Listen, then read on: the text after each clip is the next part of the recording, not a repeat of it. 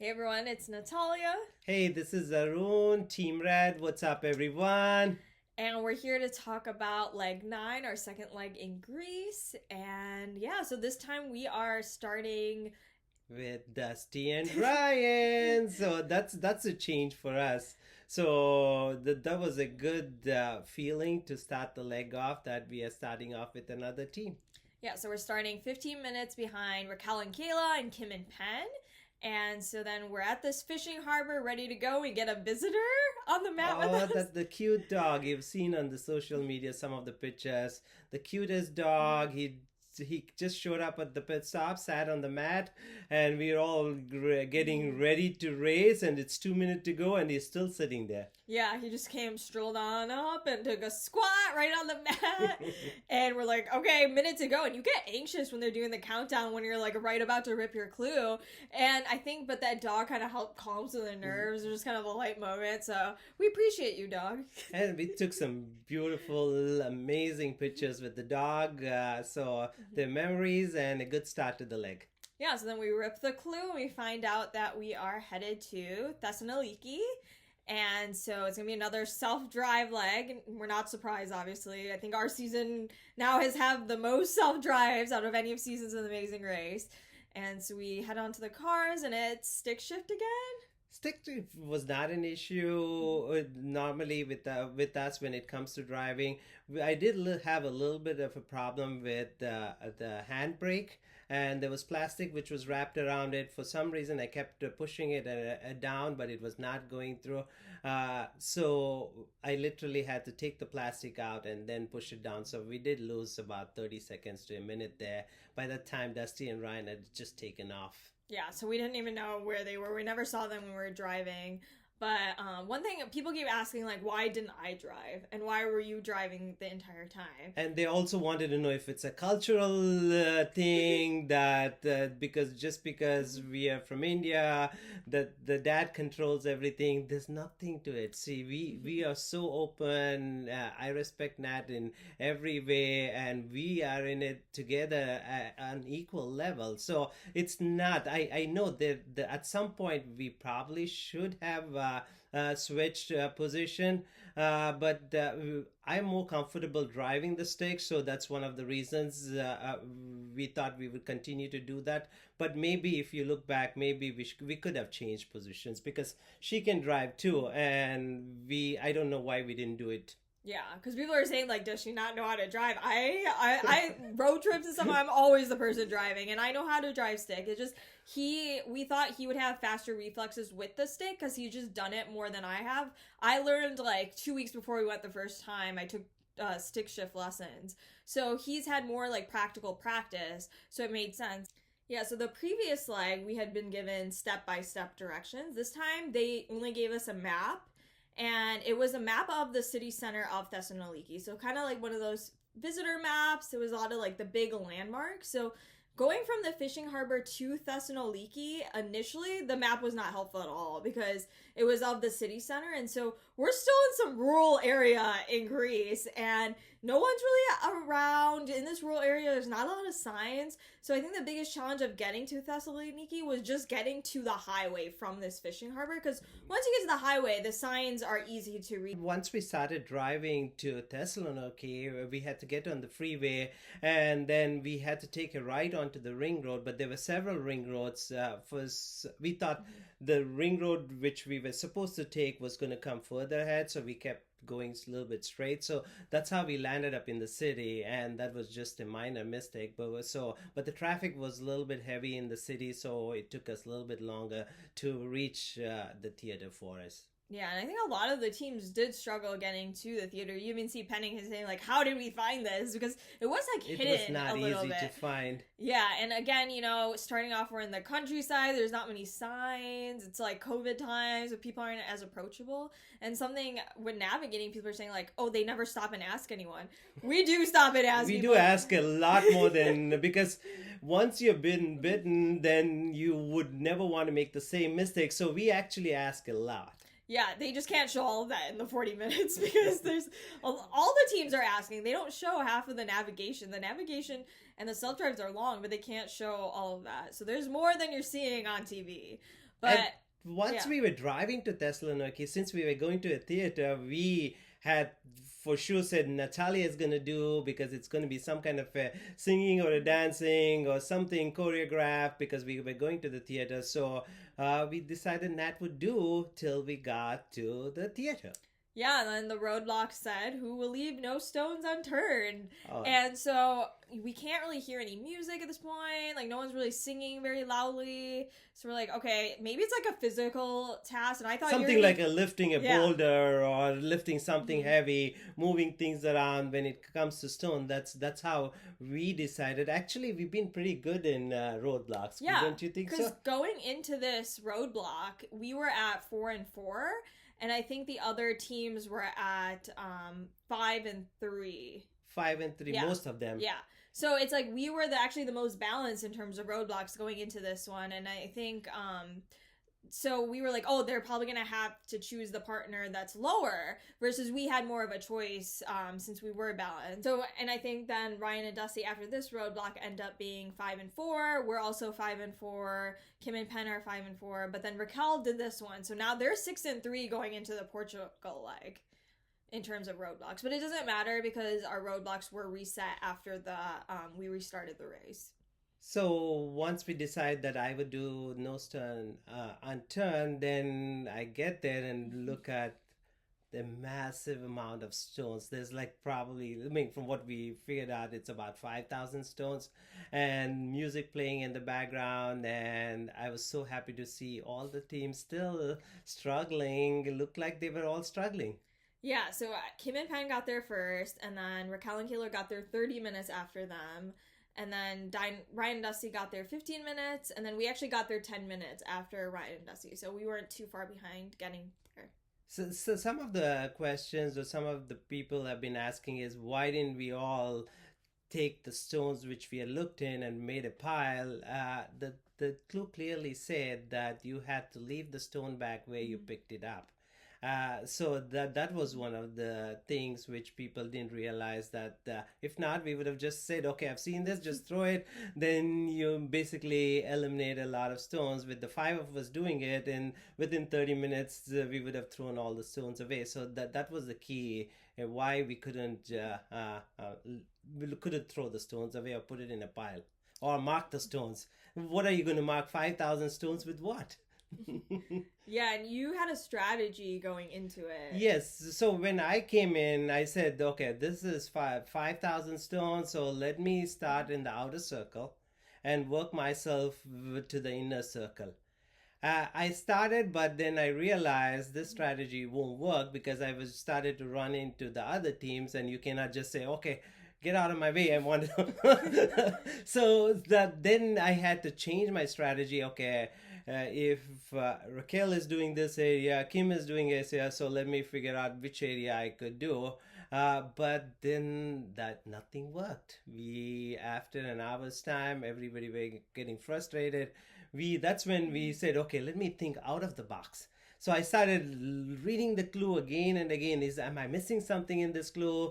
Then I started lifting all those pillars which was there. There was rocks in a basket, turned them over. Then I went around the Oracle of Delphi and then started underneath the boulders. At one point I even lifted. It's good to see him not literally lift it. I just tried to move it. So nothing. We just thought we had to think outside the box, because it was just getting frustrated at that point. Yeah, we, as spectators watching this, we could see the progression of like, okay, some people might have a strategy initially to like just everything out the window. Like, I think at points, like, even like people were putting like the boulders on their head or like pillars on their head, and like you were like searching behind the stage, and we're like, why are they looking there? There's no cameras. Like, it's not gonna be like behind the stage. But when we were watching, we're like, when no one was finding it, we're like, there has to be something else to this. Like, I kept saying that. I'm like, it's probably some riddle or something. Like, it's probably not the stones. Like, they're probably missing it. But it ended up being when Raquel finds the first one, and then we actually know, okay, they're actually underneath the stone. And then the thing was, Raquel found the clue under a flat stone. So everybody started looking for only for flat stones at that point because they thought, oh, it'll be all under the flat. That was a bad idea because it was under different shapes, different sizes. But actually, this task was tailor made for me because I have all the patience in the world and I don't get frustrated by things. So I know there was a talk about taking a penalty, but there's no way I would have taken the penalty. I would have stayed till the cows came home because I was ready for this task because patience is the virtue. I have a lot of patience. Would you agree? Yeah, that's why even like we were in the stands and Penn had asked us, do you think like they should take the penalty? And I said, I don't think my dad will take the penalty. Like, I just knew it. But even in the stands, we were saying like, okay, maybe they should just take the penalty because it was hard watching. Like, honestly, I was up there and I was like, I should have done this one because it's like you were on your knees and just watching everyone. It was just like, I felt bad. Like, I felt like I should have done this one. But I knew you have a lot of patience. And then also hard work is, I don't have a problem doing hard work, getting down on my knees or whatever it is. So I really thought this is a challenge which I will be able to handle no matter. It might take me some time, but I thought I will be able to get it done. Mm-hmm. And so then Raquel finds up first. Then at least we were all like, hey, yeah, this is yeah, because then you see the light of the tunnel because you're like, okay, like it's not like you're totally missing it. Like, we know what we're looking for now. But you know what? Everybody's mentality changed at that point. I said once they got the second what do you call energy or whatever it is, and then second life or something. Then everybody started turning the stones over faster. Yeah, and then Kim ends up finding it after Raquel. And then she shows you and Dusty. It's like, this is how it looks. The coin looks. Yeah. And then eventually after that, maybe like 15-20 minutes later, you find it? Yeah, 15-20 minutes later, I almost missed it. If you look at the episode, I turn it over and then for a second, I don't look at it. And then I say, wow, I found it. The relief you get once I found it was I even go and say, thank you, goddess, thank you, goddess. Yeah, because you were saying, like, I prayed today. You're not religious at all. I wish I had prayed today. That's what I said. Okay, But it was such a relief to find the medal. And how did you feel that all the gold coins were actually on the right-hand side of the theater? The producers really played a trick on us, fool you guys. So they put everything, because when Raquel found the first gold medal, we all started looking at the other side because there's no way they're gonna keep all the medals that are on the same corner. So I guess that's what the mindset for everyone was. Yeah. And then I felt bad for Dusty because Dusty was struggling, and if three have already been found, finding the last one is going to take forever unless you get really lucky. Yeah, because, we were excited we found it, but then we just felt bad for anyone that was doing that roadblock and Dusty being there left. So even when we ran out, I think we were like, just don't give up, like, just keep trying. But we're off then to the Trigonian Tower.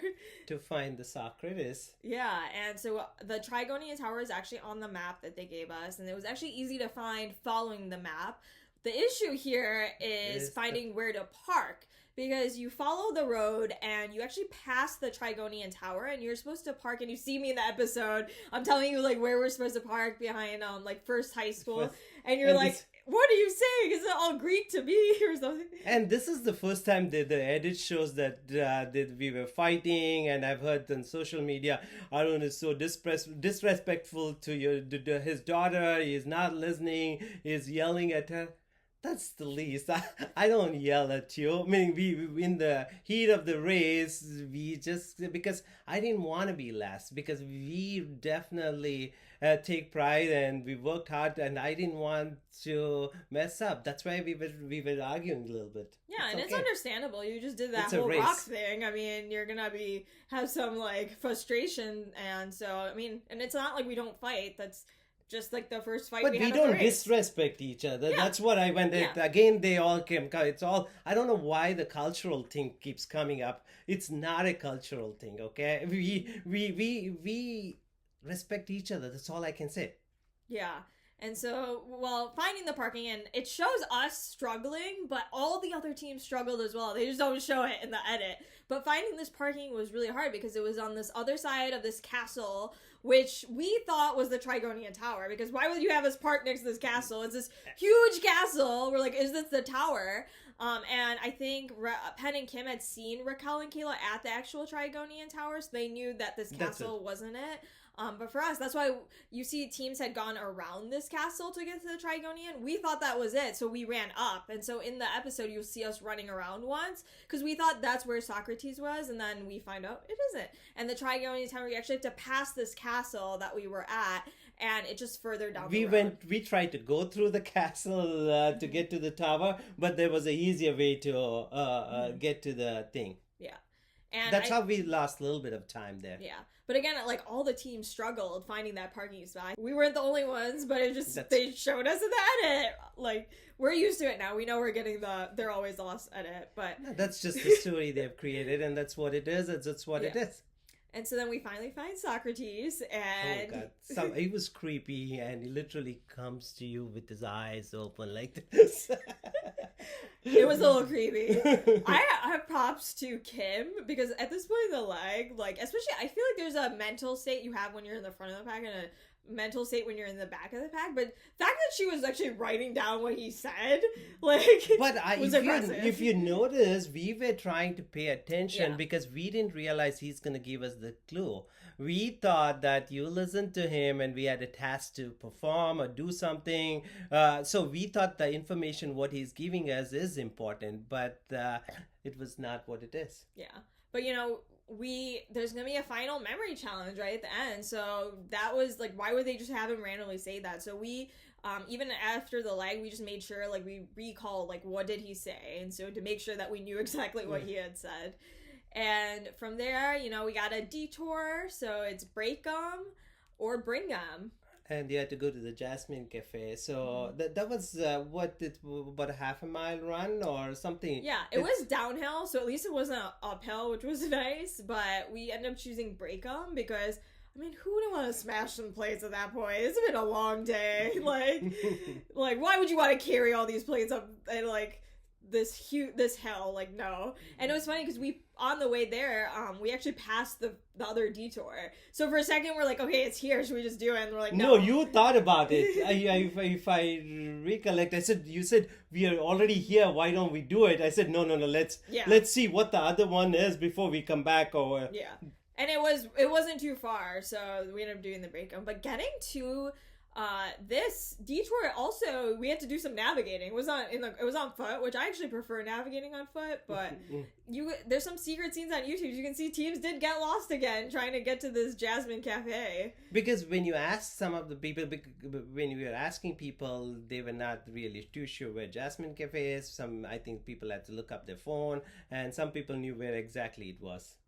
Yeah. So then we're at the plates. And at this point, we have no idea where Ryan and Dusty are, like, at all, because we haven't seen them, we haven't seen Kim and Penn either, but we get through it, and I think we end up doing it faster. Because there was some strategy we used in this. It said we started with the piles plate in the front, and then we decided we would move the plates from the back to the front, so that really helped us, because halfway through the breaking of the plates we found a clue. But there's scenes which says that I'm saying, break it properly, Nat, break it, because I didn't want to miss the clue. We didn't know where the clue is going to be. That's why when you have been in the last and you're trying to do better, you're always wanting to not miss something. Yeah, because the clue said the clue said that the clue was in the plate, so you had to break it in its entirety, because it might be stuck in the middle if you don't completely break it. So that's why you even see, after you tell me, I agree with you. I'm like, yeah, we need to make sure we're breaking them correctly, because you don't want to miss getting the clue. It's just the way we are saying, Nat, break it properly. I didn't want to miss something. I know it looks stupid on TV, but that's just because if you have been on the bottom, you want to do well and you don't want to miss anything. We didn't know how big the clue is. Yeah, and so, yeah, you see a lot of the other teams, they did make it through their entire stacks. And when Dusty and Ryan were doing it, though, I'm like, they're not even looking at the plate. Like, I was at worried that with point. that. At that point, they didn't Yeah, really care yeah. because they knew that they were so far behind. They just wanted to finish the leg and hope it was a non-elimination. Yeah, but I think again, like us, we were like, why they're not going to put the clue in one of the plates in the stacks closest to us. So that's when we took a couple of plates from the No, we took the stacks back. from the back We and brought moved it up in the front. and of course it was right in there, and then that's why we found it so fast. And I guess those are the small things which does help you in the race. If it was a closer race, then that makes all the difference. and then we see White Tower, and I think before we saw White Tower, they had like shots or something, and you're like, "Can we have a shot?" And they were like, "No, no alcohol on the race, except for the beers in London." And so then we saw we were headed to the White Tower, and we got to do some running. It's not just some running. We didn't realize how far we had to run. Yeah, I think I had stopped and asked someone, and he's like, "Yeah, it's like a 35-minute run from here," and I'm like, "35-minute run, great." No, after the rocks and finding a little bit of difficulty with the parking, then you meet the wonderful Socrates. Then you run your way to Jasmine Cafe, and then you have to run another 4 to 5 miles. But you know what? That's what the race is. I said it demands whatever it is, and you have to do what it is. Yeah, and we found it, like, it's pretty straightforward. You just head towards the water, so once you see the water, you're just pretty much heading straight. I didn't understand how Dusty and Ryan were coming from the other side, because it seemed like all the teams, you just, from the plates, you just run downhill and then turn left. They came from, like, the other way, so that means they went, like, really, like, the long way around to the tower, so that must have taken them a while, but we end up getting there. We're trying to cross the street. We can see Phil, but there's all this traffic. We don't want to get hit.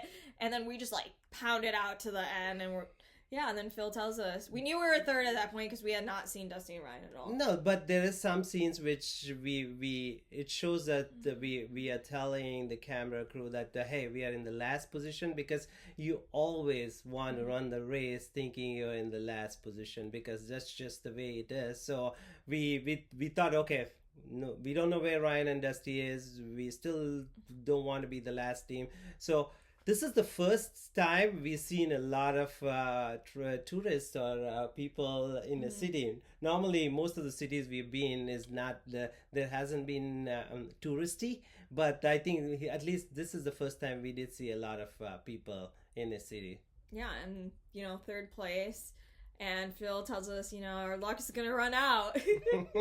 No, that's when I had to tell Phil, I know that we have had luck, but at the same time, we have showed up at the right time. We have worked hard for it.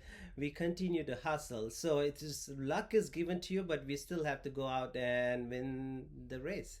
Yeah, because, we could have been on these other legs that we didn't come in last. We could have, if our navigation was really that bad, we would have been so lost that we would have come in last, but we were improving. And we know, not saying we didn't get lucky, we know that we were saved by 2 non-eliminations, but we continue to fight as hard as the other teams every single leg. We have the we never give up, so we continue to fight, and that's how we have been in our lives. Whatever we have done, we fight. Yeah.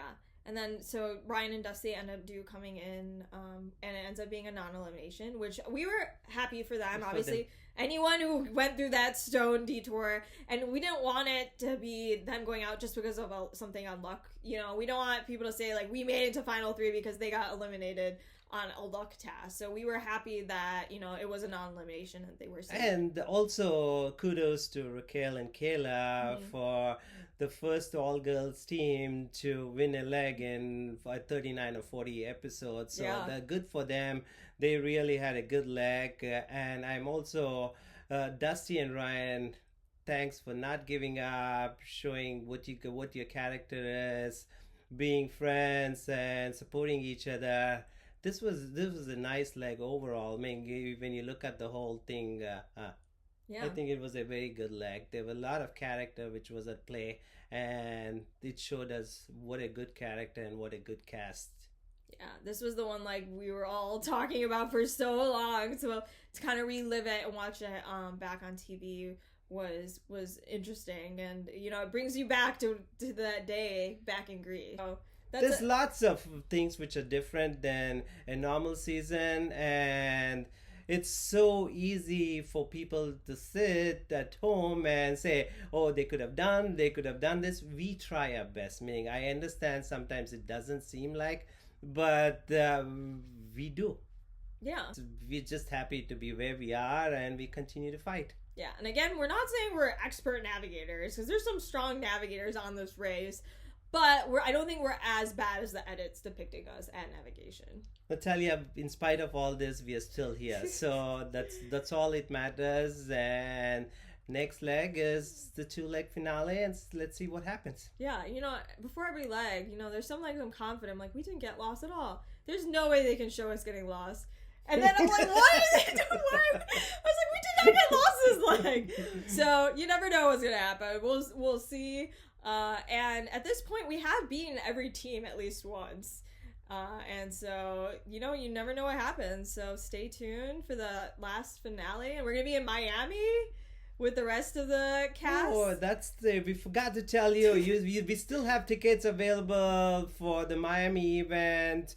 We posted it several times on the social media. Lulu and Lala, the wonderful Lulu and Lala, are hosting the party, and I know it's going to be a blast. If you guys want to come and join us to watch the show on Wednesday, just go online and buy tickets. Yeah, and we'll link it below as well. But yeah, if you want to come hang with us, it'll be a fun time. Watch the 2-hour finale. It'll be party time and meet the amazing, crazy staff, season 33. Awesome. Well, yeah, let us know again if you have any questions, comments, and we'll be happy to answer it. Thanks. Bye.